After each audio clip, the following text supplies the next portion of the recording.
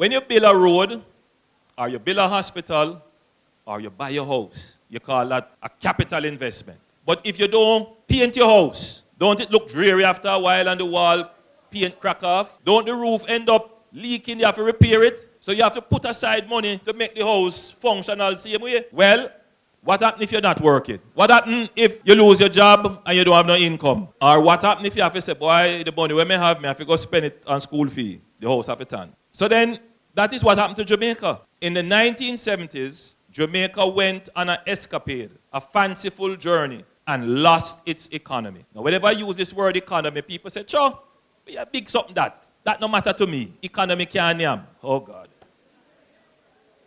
The point of fact is, you can't yam unless you have an economy. It might sound foreign and big and far away and no matter to you. But Brownstone Market is an economy. That's where you earn from where you sell and do your little hustling. And you know that if drought lick you and you can't get your produce for sell, why the economy bad? If people move out of the area and your customers get less, economy bad.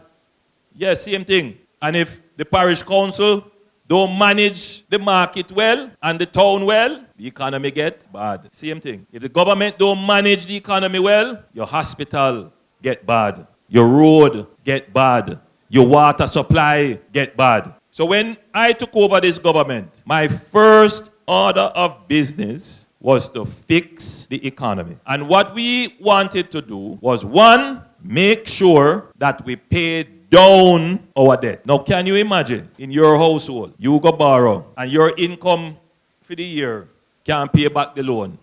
You're in debt. And every month, you have to take the money where you're supposed to spend on school fee and pay the debt. Every month, the money where you're supposed to take and fix the roof, you have to pay the debt. But once you finish paying the debt, that money that you used to pay, you have it now, don't it? And you can do things with it. So the first order of business is to reduce the debt. A way in which we measure the debt, we look at how much you owe compared to how much you produce. So in Jamaica, when we took over, we owed 130% of what we produced. So that means if we take everything what we produce and pay off the debt, we still owe 30%.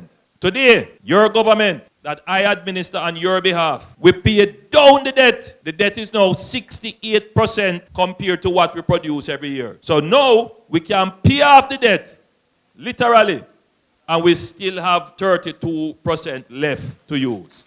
PMP never do it. Them run up the debt during FinSac, create all kind of bad policy, but we bring the debt down.